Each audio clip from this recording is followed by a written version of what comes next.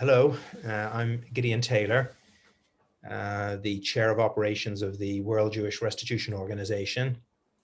It's my pleasure to welcome you to our second My Property Story webinar, The Quest to Reclaim Property in Poland.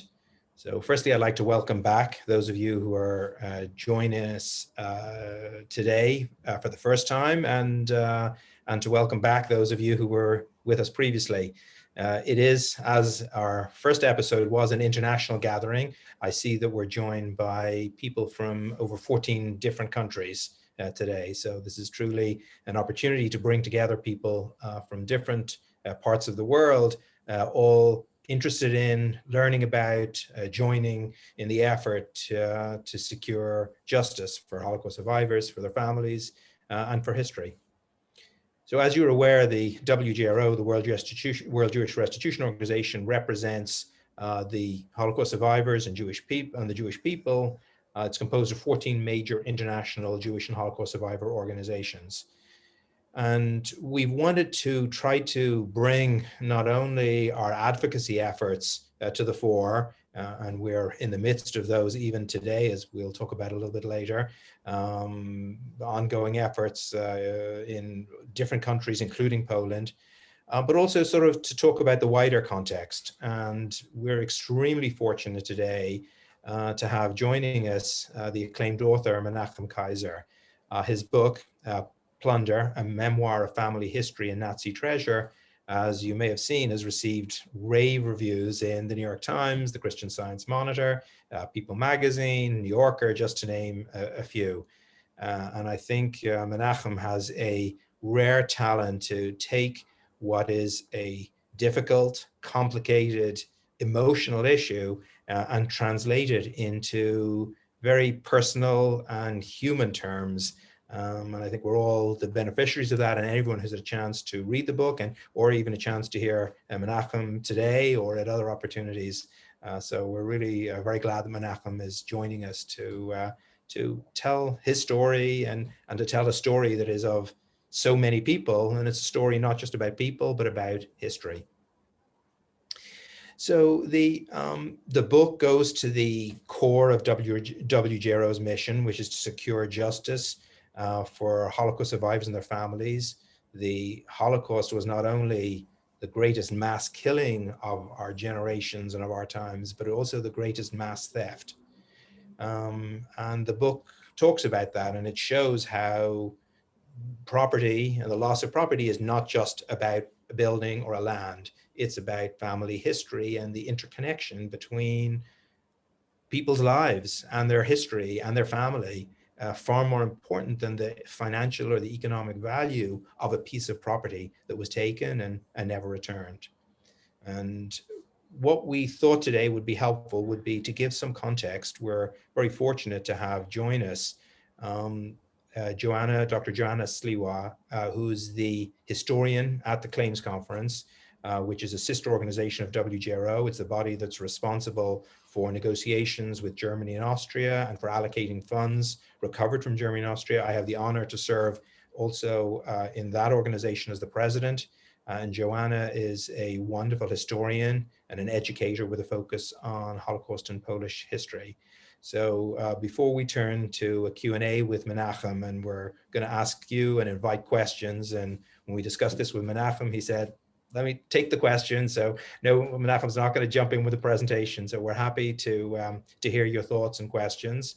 But first, we're going to ask Joanna just sort of to give us the historical context. Joanna.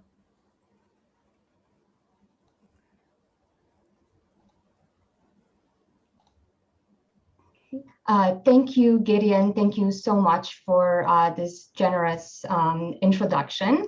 Good afternoon, everyone. I am delighted to be on this panel with Gideon and with Menachem.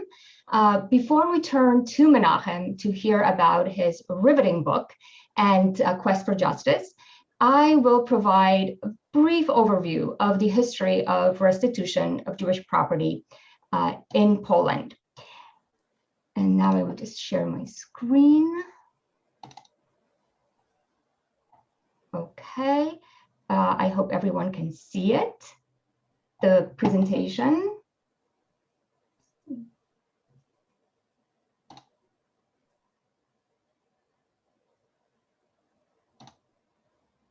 Okay, yes. Lisa, can you see the presentation? Yes. Yes, okay, just making sure. Okay.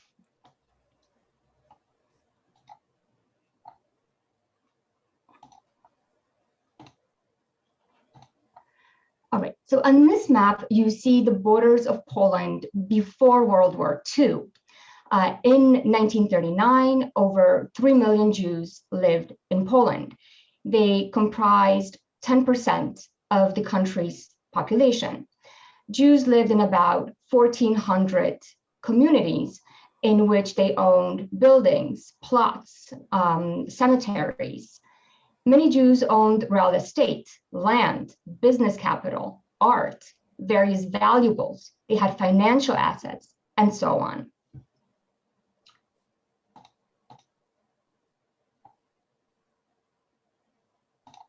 I'm getting a message here, and I'm not sure if you are seeing what I am seeing here right now. You are seeing my presentation, just the slide, right?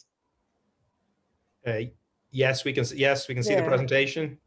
Just the slide. Okay, good. I'm just getting some kind of message on my screen, and so I just wanted to make sure that we're seeing the same thing. Okay, so during the Holocaust, Jews were deprived of their movable and immovable properties. German authorities confiscated businesses, buildings, apartments, furniture, valuables, bank accounts that belonged to Jews. Polish non-Jews looted property that Jews were forced to leave before entering ghettos. Plunder occurred in other contexts. For example, when Poles blackmailed Jews who lived in hiding or under a false identity. Plunder also occurred when Jews paid exorbitant prices to Poles for sheltering them, and when some Poles murdered Jews and then took over their property. Many Jews placed their personal possessions with Poles for safekeeping. Rarely were Jews able to retrieve their belongings during and after the war. The notion of formerly Jewish property in Polish pożydowskie emerged already during the Holocaust. This kind of euphemism implied that the real estate, movable property, assets were no longer Jewish. And based on what the Poles witnessed during the Holocaust, Jews were not supposed to return. They would be all murdered. Ultimately, the history related to Jewish people's properties is really about personal stories. And these histories are about individuals, families, and communities. They are about the notions of rootedness, about ownership, continuity, memory. The stories about properties are about life and loss.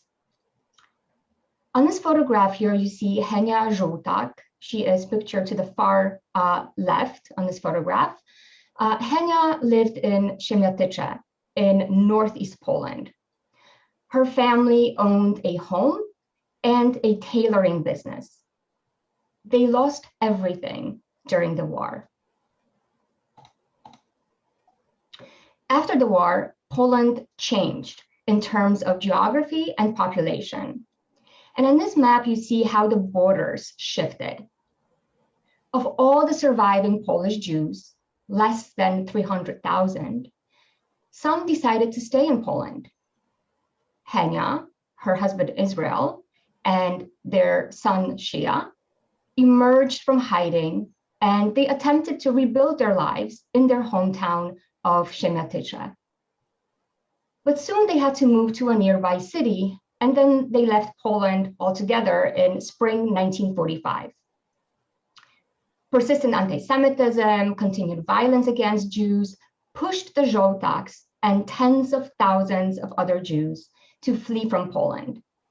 and often without even the possibility to reclaim their properties. In summer 1944, the Polish Committee of National Liberation, which was a provisional Soviet-backed government, issued a declaration that promised hope for restoring order. And here you see an excerpt from that declaration that kind of promises that Poland, that Jews would be, that the government would ensure that Jews rebuild their life and have legal and actual factual equality. But that hope was crushed with 3 decrees that were issued by the newly installed communist government. I mention here 2 decrees of March 1945 and March 1946. And both of these decrees made certain provisions for how to deal with Jewish-owned property. And significantly, Jewish-owned property that Jews owned and lost during the Holocaust was considered abandoned property according to this legislation. Jews faced many challenges to reclaim their properties. That included changing legislation, post-war chaos, impossibility to procure documentation, the ill will of the Polish authorities and the courts, harassment and violence from their neighbors.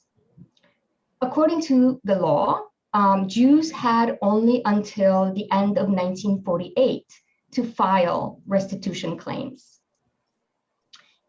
Only immediate family members could apply for restitution. All unclaimed property was transferred to the Polish state. We know about this process of restitution from personal documentation of survivors, from sources of Jewish organizations in Poland, as well as from materials of the American Jewish Joint Distribution Committee, the JDC, that was involved in assisting and helping Jewish survivors to in the process of reclaiming their property. And here on this slide, you see a page from a JDC report that's in English about the situation of Jewish property, of the difficulties of reclaiming property. It took until 1960 for another legislation to address Holocaust-era property in Poland. This was a bilateral agreement between the U.S. and the Polish and the Polish People's Republic. That's a communist Poland. Only a small number of claimants were able to apply. Now, the reason for that was that based on this bilateral agreement, claimants had to possess US citizenship to be eligible. And in 1960, many survivors, many Holocaust survivors who fled from Poland, who emigrated from Poland, who were liberated and then entered DP camps and emigrated to the US, did not yet have American citizenship. In this program, our focus is on private property, but I also want to mention communal property and heirless property. A 1997 Polish law regulates restitution of property that belonged to Jewish communities before the war. And then heirless property is governed by Polish inheritance law that requires that this property be transferred to local municipality or the state treasury. The Terezin Declaration on Holocaust-era assets and related issues of 2009 urged signatory countries to address this issue of heirless Jewish property. Such property, the declaration stated, should be used to meet the growing demands of the living victims of the Holocaust. To date, Poland is the only signatory that has not honored its agreement. It is also the only country in the European Union that has taken no action to return private property that was confiscated by the Nazis or nationalized by the communist government.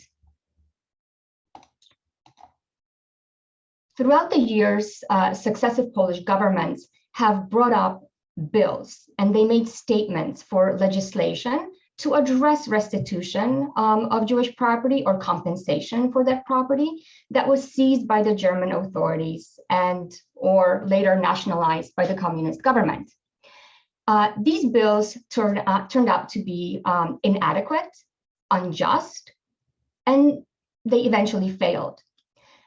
The most recent example of such legislation was the law for restituting property, specifically in Warsaw, that gave claimants a mere 6 months to file claims. And today, the only option for survivors and their descendants to reclaim their private properties is in Polish courts. This path, as we will hear from Menachem, is fraught with many obstacles. And not without importance here is the general opposition in Poland to any comprehensive and just legislation to address restitution of property that had been wrongfully taken from Jews and then nationalized or privatized after the war. Addressing heirless Jewish property inflames much resistance in Poland. On the lower right side, you see a screenshot from the government-controlled state television. The caption misleadingly stated that the opposition candidate for president in the 2020 elections would take millions from Poles and then hand it to Jews. Here you see also images related to opposition to the Just Act, number 447. This is an act that the US government introduced in 2018. The full name is Justice for Uncompensated Survivors Today. And it requires the US government, it requires the Department of State to report to Congress about laws and policies regarding property and assets that were seized during the Holocaust in countries that signed the Terezin Declaration. I would like to leave us with a photo of the extended Pfefferberg family from Krakow. No one survived the Holocaust. Before the war, they had their homes, they had their heirlooms. The stories of each person pictured here convey human destruction, but also violent dispossession. These histories raise questions about memory and about issues that shaped Poland after the war, and issues that really continue to affect the Polish state and the Polish society. The topic of property, and I emphasize it again, is really about people, about justice for those who were murdered and those who survived, for their descendants, and for their communities. And now I want to turn to Gideon, who will lead a conversation with Menachem about Menachem's own journey to reclaim his grandfather's property in Poland. Great, thank you, Joanna. Terrific. Really, it's great to have that context and to hear that context. So thank you. Okay, so Menachem, you know how so much to say. You tell a story with such drama, and obviously it's deeply personal, it's substantive, it's human, it's financial, it's so many different things. So just sort of tell us a little bit about what how did you sort of fall into this world, and what sort of was what drove you as you went on? Sure. Let me just say thank you to Gideon and to Lisa and to Dr. Joanna for having me today. It's really such an honor. I really appreciate the opportunity. I kind of fell into it more or less accidentally. I never knew about this property growing up. I knew that my grandparents had come from Poland, had survived the war, but I didn't really know any details about it. And I can't remember the property ever being really part of the family history.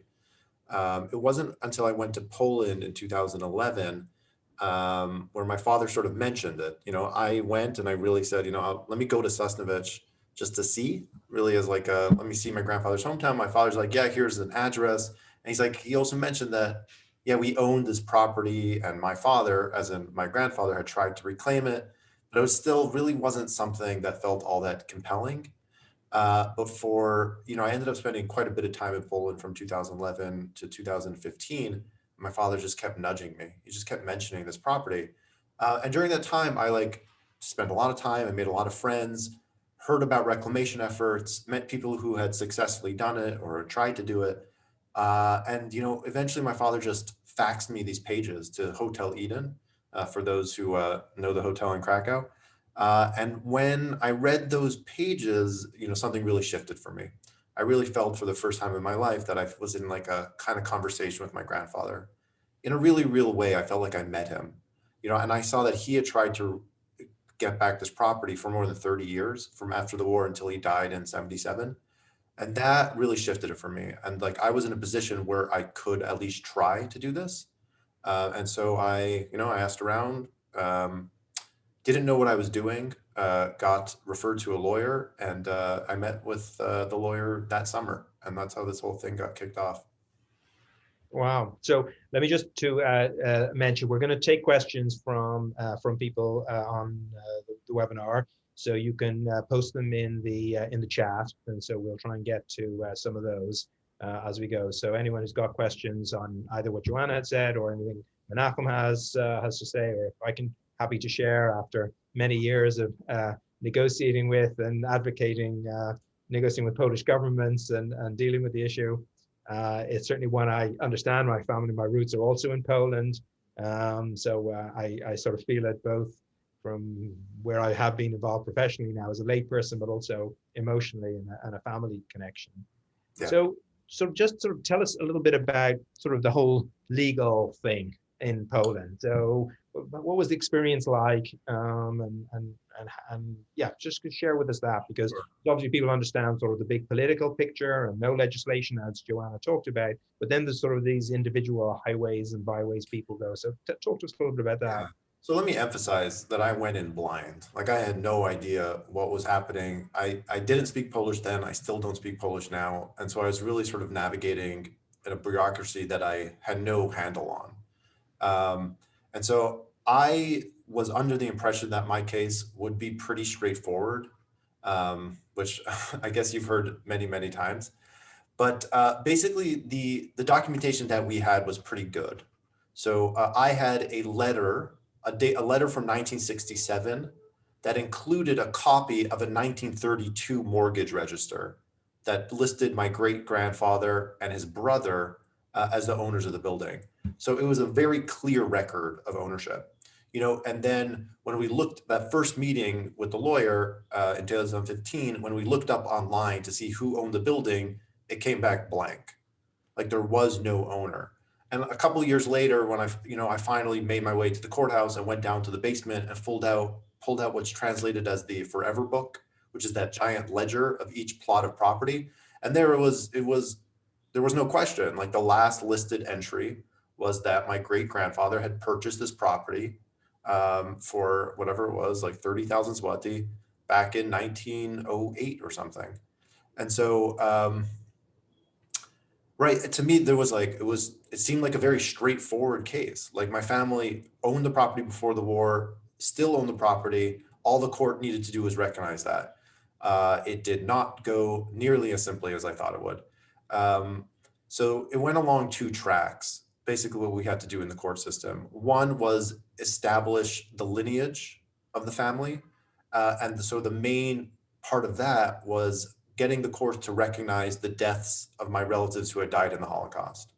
And so, my grandfather had two siblings and his parents and his uncles and his uncle and aunt. And so for none of them did we have any death certificates.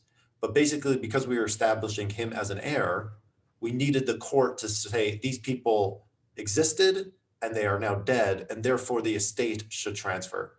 I thought that would be a relatively simple thing to do.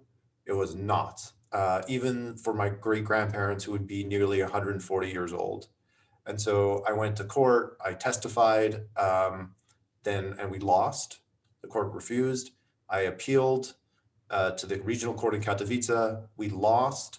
I was, at that point really upset. I was like, let's take this to the Supreme Court. I was really into that idea. And then I found out there was like a legal wrinkle. There were basically two forms of death recognition, and that we applied for the wrong one. So that was one of the that was the main legal sort of maze that I was trying to navigate. And then the other one, which we haven't even gotten to yet, should be much more straightforward, should just involve a clerk going to the basement, opening up that giant book and seeing which the last listed ledger is. But we are getting closer. But that was nearly 6 years ago that I started. So it's taken some time. So we'll talk a little bit more about some recent developments in the last day or two. So we'll come back to that, which you probably may not be aware of, because there's a new attempt to pass legislation that will actually cut off all such claims, which was introduced just a couple of days ago. So this is certainly a difficult struggle. But tell us a little bit, before we sort of come back to that, tell us a little bit about the building itself and the connection to it. I think do you have a couple of pictures you could share, or a picture you can share? I do. And tell us a little bit about it and how you felt about it, what the connection you felt to it and why. Sure. So, when I first went, the address I was given was 12 Malchowskiego in Sosnowiec, and I went to 12 Malchowskiego and I saw this building. It looked like a very nondescript building, part of a block, which should have raised some red flags because it looked very much that it was constructed during Soviet times. But what did I know? All I had was an address, so I went with the address. And then I felt a very strong sentimental attachment. I sort of imagined my grandfather growing up there. I imagined like this was his building, that he had the sentimental relationship to it that I was now inheriting, not just the building, but his attachment to it. And, I eventually actually went inside, met the residents of the building. And they had like a remarkable story. During the Soviet times, the building was designated for people associated with a very renowned provincial theater, which is not too far away. And so everyone in the building was like a director, an actor, a costumer, administrator of this theater. And even today, most of the residents are still involved, or like their parents or grandparents were involved. So the theater sort of is like it's like a theater family, if you will. I then found out I was in the wrong building, that the addresses had shifted, and like the plot of land was the same, but there had been new construction. It was very confusing. All my confusion was because of a typo that in that 1967 letter from the property manager, he never updated it. So I was very confused for almost 3 years. And so I'll show a picture of what is the correct building. And so it was just down the block. Today it's number 34 Malchowskiego. It's a corner of Malchowskiego and I can't actually remember the cross street. It's a pretty busy intersection in what is a very central part of Sosnowiec. And you can see on the lower floor is an apteka, a pharmacy, which should have been a giveaway for me, because there was still, from the documents that my grandfather had, he mentioned a pharmacy. So for what it seems to be the case, that this pharmacy has been running continuously since the 30s. And so, I actually tried to contact the owner of the pharmacy. I got her email address, and she was not interested in talking with me. She was very resistant. And so this building, I sort of had to develop a new relationship with the building, because the old one had been really sort of pulled away from me very abruptly. And, I expressed it in the book, but I had a lot of trouble. I felt like I was started from scratch, emotionally speaking. And that sort of sentimental attachment wasn't quite there. Like I had also found out that it was not where my grandfather had grown up. It was an investment property. Like he had grown up on Targova Street. They also owned that building, but I just don't have solid documentation for that one. And so, yeah, I sort of I struggled with like, what is my attachment to the building? And so like the building became less important than my grandfather. And sort of like how, as Dr. Joanna said, it is about the people ultimately. And so, yeah, but it was a very unsettling thing to experience, to have to really feel a sentimental attachment to a building, find out it's the wrong building, and then really feel like that emotional investment has been undermined. Mhm. Tell me, does you're now, this is your grandfather, the emotional connection is with. Do you think this, hoping that the issue will, at least the technical legal issues will be resolved sooner, but obviously the emotional connections are not, and there are other technical issues. Do you think this is something that future generations in your family, you would want them to pursue? Is something that you would be ambivalent about? How do you feel this sort of struggle fits in your family legacy? And the reason I say it is in conversations with Holocaust survivors, often I've heard survivors say, one in particular, a gentleman, a wonderful Holocaust survivor called Yehuda Evron, who you may have seen mention of, wonderful, who's been campaigned for many years for the property of his wife in Poland. And he said to me, I don't think, and it's not a dissimilar story, for many years fighting with lawyers, not dissimilar issues, for his wife's family's property. And he said, for me, and when I talk with my children and my grandchildren, I say, this is important, and I may not succeed in this, but this is something about your family. And he said, well, if I get back the property, I want to donate the money to here and there. It's not about the property. But he talked about it as being important for his children. And one of his children spoke to me about it and talked to me. And sometimes I find people for whom this is an issue, they feel it's a family kind of connection. I'm interested to know how you look at it from this sort of sweep of history, looking backwards and future generations in your family. Yeah, I'm an interesting test case in a way, because I didn't know my grandfather, and like I'm very upfront about my ignorance of him, and I didn't know his Holocaust history, and I haven't learned anything about it. And like even just spending all these years, all I have is a bunch of nouns, like some concentration camps he was in, the names of his siblings, the name of his parents, and so I never felt all that connected to him or to his history. And so, but what this did so I'm in a way like a good example of a future generation and what could be sort of mine from this experience. And for me, the real profound lesson was not, even if I get the building back, that's not like, that would be meaningful and important and a very sort of profound thing for my family, but that won't be like the greater good. Like to me, what has been really remarkable is the struggle itself. And like the struggle itself, and not to say, I think legally it should have been much easier. I think there's like a form of systemic anti-Semitism like happening in the court systems. And I think it's been very needlessly difficult, but the struggle, again, that it's not necessarily the legal struggle, but sort of like that emotional struggle is to figure out what it is I'm doing. And it's sort of like what this is, provided me is an anchor for like those efforts to sort of say, who am I vis-a-vis my grandfather? Like, what is my responsibility vis-a-vis his history, his legacy? Even if I don't learn sort of like the details of it, it is part of my family. And so to me, this was like a very helpful and instructive and like morally significant entryway into those questions, which I wouldn't have otherwise.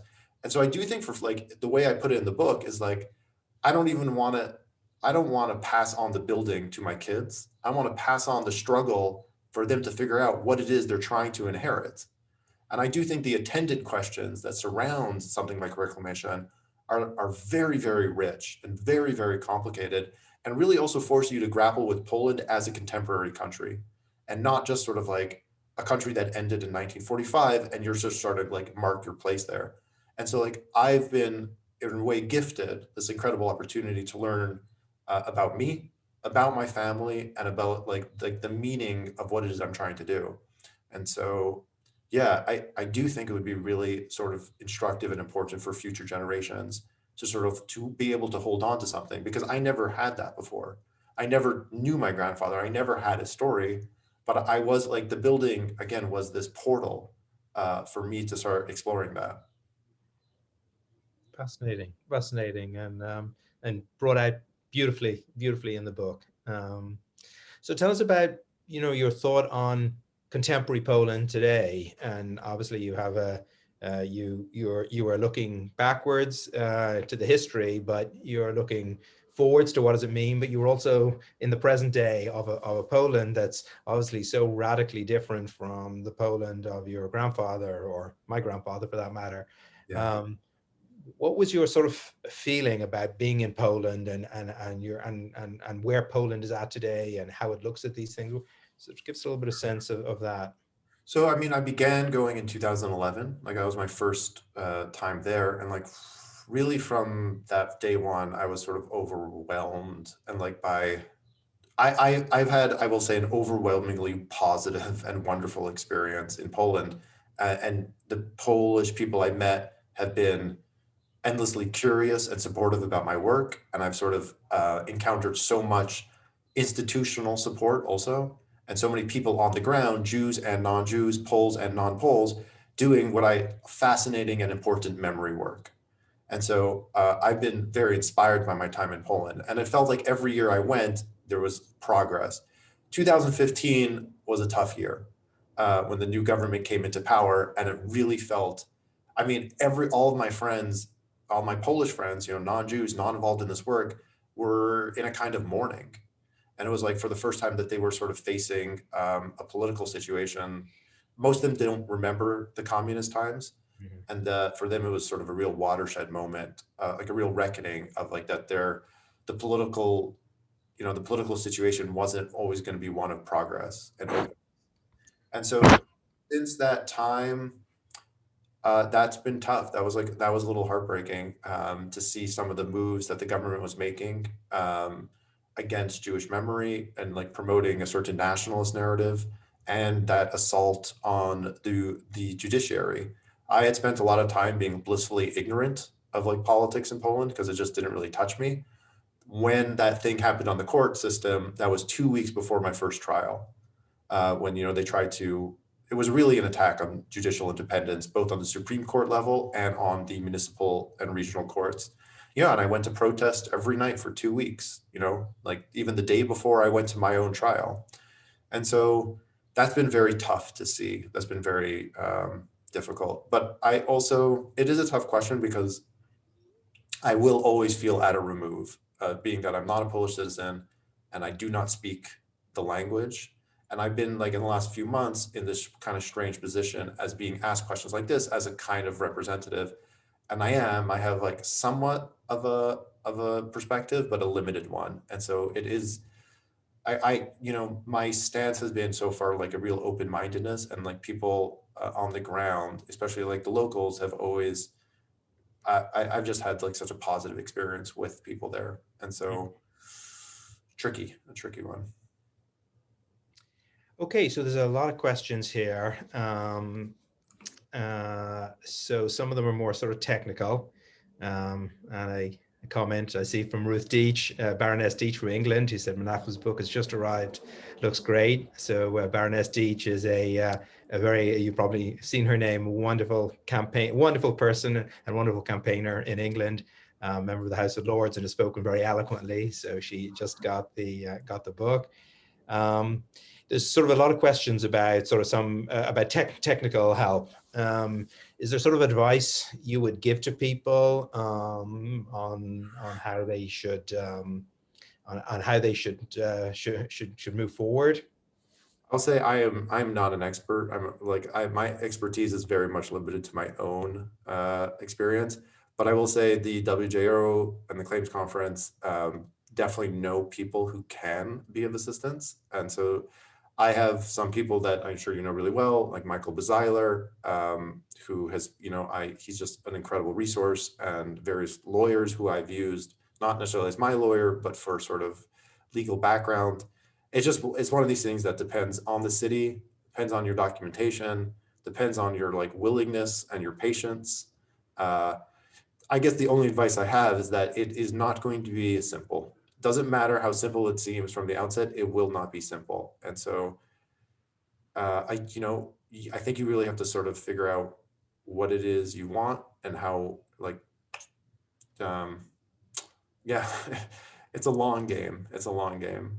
But yeah, people can be in touch with me directly if they want. I'll put, Lisa has an email address that they can reach out to me, and I could put them in touch with the relevant expert.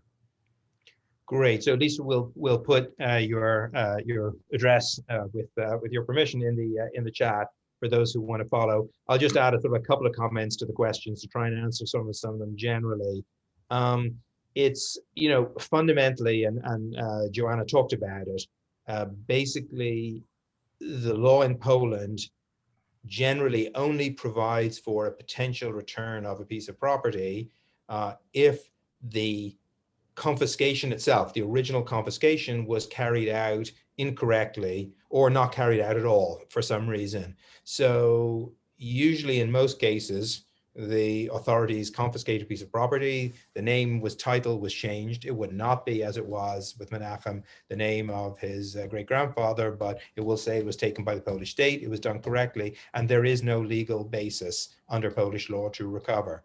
There are some cases, and Menachem's one will hopefully turn out to be one, where that confiscation was not done for one reason or another, or not done correctly. And there is this possibility. It involves lawyers. People have taken lawyers. People have spent a lot of money on lawyers. Some people have succeeded. It's certainly possible, but it's difficult. So certainly the WJRO website, we keep our website up to date on what is going on and what the possibilities are. But the number of cases is a relatively small number of cases. So just to advise those of you asking the questions, and we'll certainly answer the questions that are in the chat individually to you. But I think the bigger, wider issue has been the political one. So the advocacy that WJRO has done together with the other Jewish organizations and the survivor groups is to press Poland to pass legislation. And as Menachem said, it's not easy in this environment and in this situation, in this time in Poland. The US government has been tremendously supportive. The Secretary of State, the new Secretary of State, Secretary Blinken, has given very eloquent statements in a letter to us, to me, and to the Claims Conference and in other venues on the importance of restitution. So we're hopeful that, with this renewed effort from the US government and from others, we'll be able to press for legislation. But it's certainly difficult. It's certainly difficult, and I'll be the first to say that. And Menachem's story shows how even when you translate, even when there is, in theory, a legal basis, it's complicated and difficult and tortuous. And there's most recently an attempt, as I mentioned earlier, to introduce legislation, a bill that's been proposed that would cut off even those cases, the type of cases that Menachem is dealing with and pursuing, that would stop those, even the current ones. So that's something we'll be objecting to very strongly and forcefully. Maybe let's turn for a minute to sort of perhaps the colorful side of the story. I don't know if that's even the right word, but in your journey, you sort of came across a set of I guess, conspiracy theorists, or I don't know what the right word is you would use. And what it struck me is it says a lot about, sometimes those kind of things say nothing because they're meaningless, and sometimes they say a lot about a society. And clearly our own country here, conspiracy theories are, can tell us not necessarily about the substance of them, but about the society. And I thought that was something that you sort of grappled with and talked about. So maybe just share with us what you heard and then what you drew from that. What did you take away from those individuals? to give like a little bit of a tiny bit of context. So basically I ended up, it's a long story, it's in the book, I encourage everyone to read it, but I fell in with a group of treasure hunters, mostly based in Silesia, which is like a whole subculture, rather large subculture, who embraced me as a celebrity in my own right on account of a secret diary written by a man named Menachem Kaiser, who was a slave laborer who worked on a giant set of underground Nazi complexes towards the end of the war, which the treasure hunters are really into, let's say. And so that secret diary had become like a major document for them. And Menachem Kaiser turned out to be my grandfather's closest surviving relative. And Menachem Kaiser, he himself is a mythological figure among the treasure hunters. And I, as his kin, or, you know, according to the treasure hunters, his grandson, was embraced, again, like as a celebrity in my own right. So a big strand of the book is sort of my descent, if you will, into that world. So the conspiracy theories were rampant. And initially I had that sort of attitude of like, what is this? Who cares? And they really center around these underground tunnels, which are very, very large and are very mysterious, owing to the fact that there's basically no primary German documentation as to what they were built for and what they would have been used for. But the conspiracy theory stuff was, again, rampant. So I started hearing about Nazi time travel or flying saucers or anti-gravity machines that the Nazis had built, Nazi alien alliances, ancient occult civilizations that the Nazis had somehow tapped into or were being ruled by, and some of it gets sort of darker and more obviously pernicious, such as like Auschwitz being used as an enrichment plant or stuff of this sort. And so my initial reaction to this was like, this is kind of zany, preposterous, besides the point. But it was so widespread that eventually I did feel like I had to confront it. And it is the most, I would say, research intensive chapter in the book by quite a bit. I spent like 6 months talking with these guys, reading everything I could. I hired a research assistant actually to read the books in Polish. And my takeaway was that it's a lot more dangerous than it seems. I think even sort of stuff like flying saucers on its face seems kind of silly and trivial, but it, you know, once you scratch at the surface of any of these conspiracy theories, they unspool pretty quickly into a pretty nasty and pernicious revisionist sort of attitude towards the war. And so they reimagine what the war actually means. And so they're like, if the war is actually about anti-gravity machines, there's a little bit of a moral seesaw in the sense of like, okay, the Jewish deaths are minimized or contextualized into some grander technological purpose. And you have like uranium enrichment plants at Auschwitz. And so, yeah, my main takeaway was that these things are being sort of used largely unconsciously, but not always unconsciously, to sort of bolster not necessarily Holocaust denialism, but a sort of Holocaust obfuscation and sort of a rebalancing of the moral weight of the war. And yeah, so you start with something kind of silly and fun, like a Nazi flying saucer, but very, very quickly, it ends up sort of converging into some pretty nasty Holocaust denialism. Mm-hmm. So maybe, and Lisa, by the way, who's running this, I see that Michael Basler commented, who Menachem knows, who's really very engaged in this issue, is on, and he posted an article that he did on the issues of restitution. Maybe we can post that in the chat for people. So tell us a little bit about Holocaust distortion and how what did you see, moving beyond the sort of the extreme examples that you give. Obviously you've been in Poland, you've seen the narrative, and obviously you feel deeply, as does I think, I'm sure everyone joining us today, the concern for the narrative being told and understood by particularly by younger Polish generation. What was your sort of impression generally in terms of what you saw and heard in terms of the way the narrative of the Holocaust was being learned, understood, and Yeah. what your perspective on that was? I should say that most of my time, I'd say it's been very positive. And so like my encounter with particularly young Poles are, they were very engaged, very curious. I've met just countless sort of artists and writers and professors and thinkers who are deeply engaged and deeply committed, and sort of understand sort of that like the memory of the Holocaust in Poland is still developing and are doing extraordinary work to further that. I'll further add that in some of these sites that are, let's call them not memory centers. So like if you have like the Warsaw Ghetto and you have Auschwitz and you have these major sites that attract a ton of institutional resources, those are sort of well preserved and well commemorated. But as you move further afield, just it just gets much more scant, and the people are not necessarily paying that much attention, especially when you get to some of the small cities. There I found again a lot of the work being done by Poles on the ground. And so like in Benjin,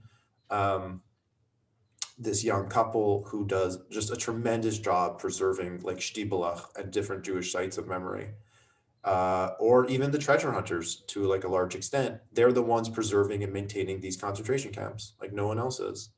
These places would be lost. Or, I was with one of these treasure hunters, a guy named Krzysztof. He took me out into the field and showed me a concentration camp that had been lost. Like it's just not on the map. He had spent 5 years researching archives and interviewing locals for that site, and he would show me these bricks of where the barracks had been. And so there is a tremendous amount of work being done on the ground by Poles. To your question more specifically, I would say the more problematic stuff I've encountered, I haven't not encountered a lot of direct anti-Semitic or direct Holocaust denialism. I think it gets more complicated when someone is pushing a strong Polish nationalist narrative, which in theory or in effect, there's sort of minimizing certain Polish crimes during the war and sort of Jewish suffering, or doing a much more dangerous sort of equation of like, Jewish victims, Polish victims, Nazi aggressors, and then Soviet aggressors. And like, that's, what else is there to say? So I would hear comments sometimes for the treasure hunters, stuff like, there were good Jews and there were bad Jews, just like there were good Poles and there were bad Poles. Now, like the book has been out, I've been attacked by certain, I don't know what they call themselves, like guardians of Polish memory, who feel like there's an entire complex like against them, like the Jewish memory is out to get Polish people, and they feel unfairly maligned by books like mine. I think that is not a great take, if you ask me, and not a very honest take. And so overall, I want to say, just to emphasize, my experience has been largely positive. But yeah, problematic stuff is definitely creeping in. And on the more institutional or systemic level, you see stuff with like government efforts that are very disheartening. Stuff with like the museum in Gdansk, sort of replacing the curator in order to push a more Polish nationalist narrative.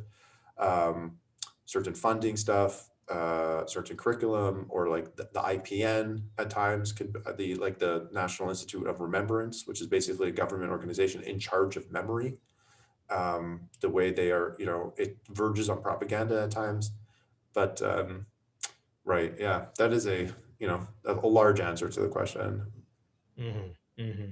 No, I think you're absolutely right, and I think it's complicated, and I think exactly you finger it's not everybody's bad or everyone in Poland's bad or everyone in Poland's good, and it's a very nuanced. I think the way you represent in the book, the way you describe it. In my own experience, the community where my grandfather was from, when I went for the first time, the cemetery had been looked after and cleaned up, and I asked by whom, and it was a local businessman, and I reached out to him by email, and he wrote back through Google Translate saying, I just felt there was nobody to look after this cemetery, and I paid for a fence to be put up, and he was just a random businessman in this small little shtetl outside Bialystok. So I think there's certainly there's that, and then there's obviously broader pictures and other individuals and systems, etc. But I think it's nuanced and it's complicated, and I think your story brings that out beautifully. And I just want to read. I saw one as I close. There was one quote here, as someone said, and I'll just read it. Here, if I can find it. Menachem Kaiser, many thanks for your clever and subtle approach. Brilliant, from Simon. So I want to echo the comment from one of the people watching. I think it's this conversation has been terrific. I think the book is terrific, and I strongly would urge those of you who haven't had a chance yet to read it. It's available widely through the internet, and I'm sure in bookstores as well. And I think it brings out a very different dimension to a story that sometimes is dry and hard and important, but also does it with humanity and humor. Which I think is also important in telling a story and making it relevant.